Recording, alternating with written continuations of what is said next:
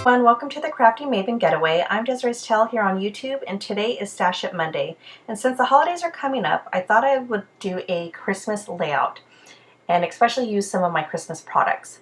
Well, while I was going through them to see what I had, I didn't realize that I had 13 pizza boxes stuffed so bad that the lids could barely shut. And so I thought, this is perfect. I definitely need to stash bust this. So what I did was I grabbed my snowflake stencil, and then I started going through some products that I wanted to use, and that is where I found this Simple Stories Claus and Company collection. And I fell in love with this piece of paper right here. It's the wood crane. It has a very rustic look, which I'm obsessed with right now. And I definitely did not want to cover up the detail in the corner of that 12 by 12 paper. So when I grabbed my acrylic white paint, I used my stencil, and of course that did not give me a clear print.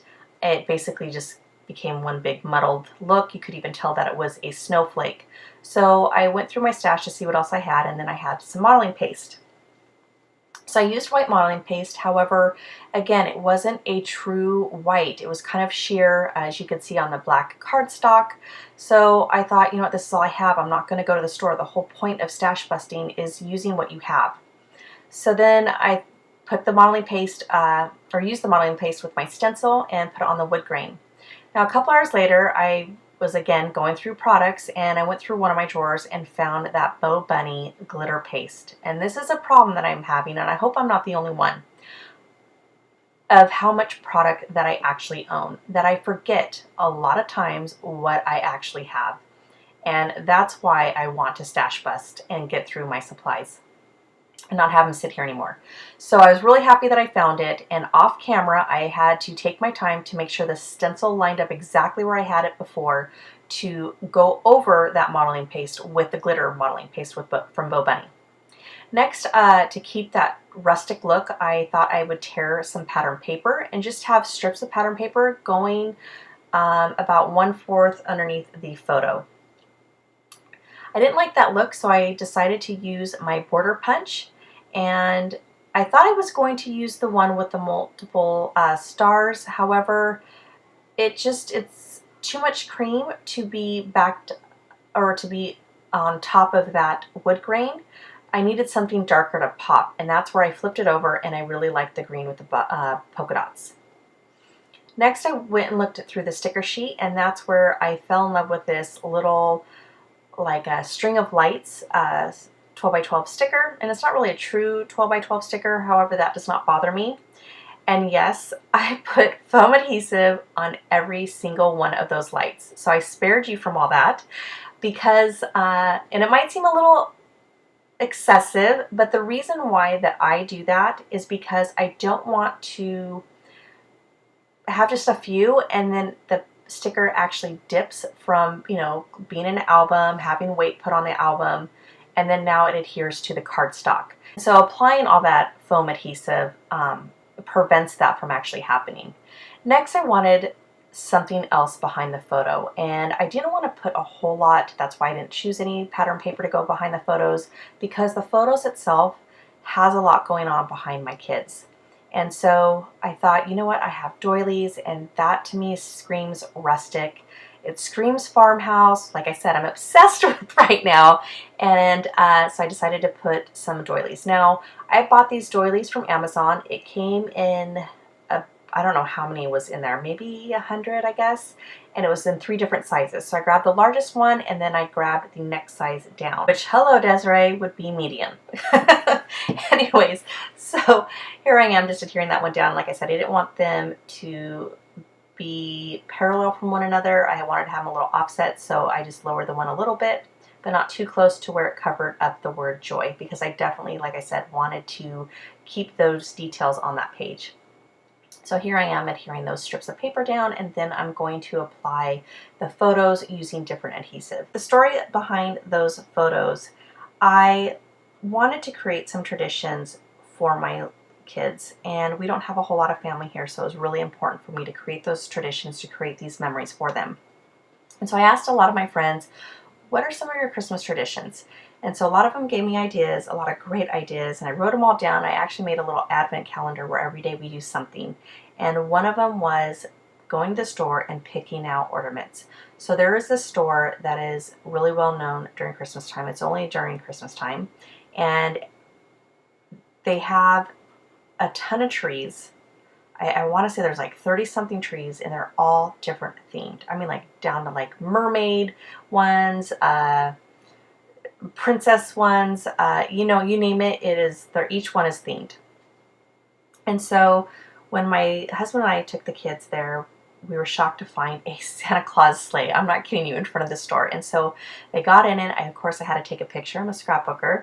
And still to this day, when we go there, I still have them climb in and they still take a photo. And so far, they're always still wanting to do it. But I know there's going to be a time when they're not going to want to do it anymore. And I'm just glad I captured that. But yeah, we go there, and so far the kids keep going to the same tree, which is the candy tree or the sweet tree. And they always pick out sweet ornaments. Next, I went through the stash or the papers from this collection, and I found this one. And there's that wood grain. But it had a whole bunch of circles on it, and I knew that I would never use this as a whole 12 by 12. So I thought, you know what, I'm going to cut out the circles. And on my workspace was this Calezo from when I used it last time, which I can't even think of how long ago. And I thought, you know, I'm going to use the Calezo so that way I don't destroy the paper just cutting into it to cut all these circles. So I did kind of a little trial run and wanted to see how it would turn out. Loved it, and thought, you know what, why don't I do that for all of them? Now, I'm not going to have you watch me cut out every single circle, but I just wanted you to see how I did it, and then I'm going to show you how it looked in the end after cutting out each and every one of those. Does anyone still have their Calezo? I mean, it was like a genius idea without, like I said, ruining your paper. So there's that paper. And I'm going to show you why I'm still going to keep it, because I could use it as a frame. I do this quite often with layouts where I will frame a pattern paper or a solid colored cardstock behind one of my layouts. I really like the look of it. And so I don't do it this time around, but I definitely am going to save it for another layout. Next, I'm going to, oops, as I dropped something, cut that branding strip off. And then I'm going to move on to the title, and I knew right away that I wanted to use part of that detail that says joy and use that word as part of my title. And so I thought of pure joy, because my kids till this day still have so much joy going into that store and finding their ornaments. So I went through my stash and found these My Mind's Eye stickers. And then I thought about using the red foil one, but I ended up going back to the cream just because it just adds a little bit more interest. It's not all the same. It's not so uniformed. I like that look where I use different types of letters and different styles. And so, oh, that's right. I was like, why am I throwing my hands up?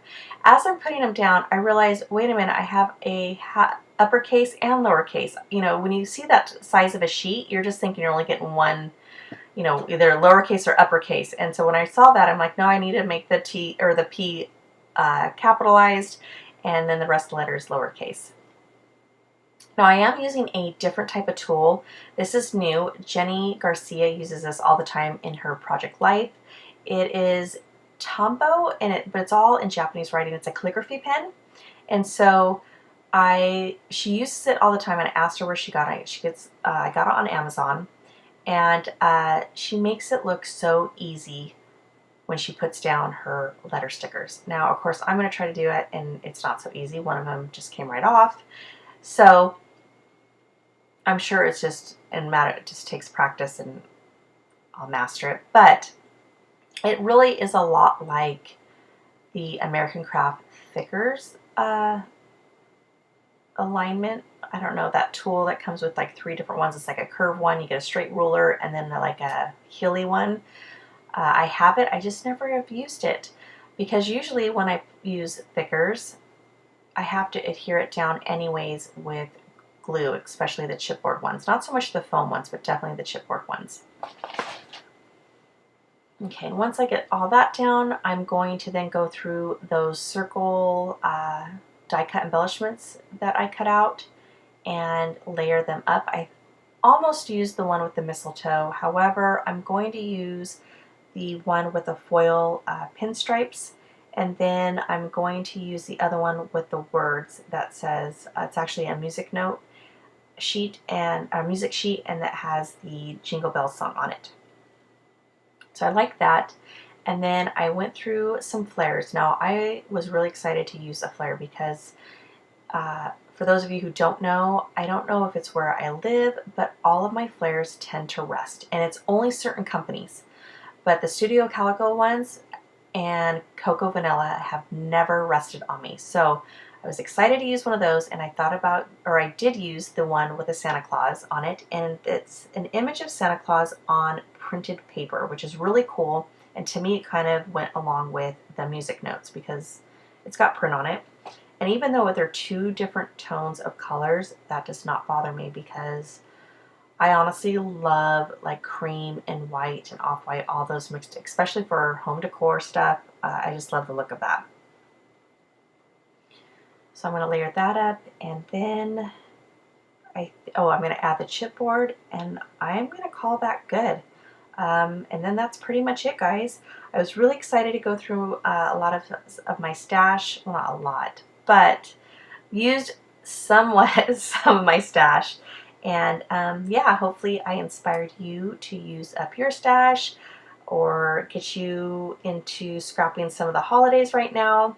I know I definitely got to get caught up on 2 years of my December daily of last year's and this year, or no, 2016 and 15. So I have to scrapbook those. Those are for another day. But this layout that I did tonight, I absolutely love. It was the rustic look that I was going for, and I delivered it to myself. And so I'm very, very happy with this layout. And I hope you guys are too, and I hope that I inspired you to use up your stash. And if you like what you saw tonight, be sure to hit that subscribe button with the Crafty Maven Getaway, because we have a bunch of talented designers who have their own style. And if you like my style, be sure to check the link below. I will link it up to my YouTube channel. I would love to have you there, and you all have a great night. Talk to you soon. Bye.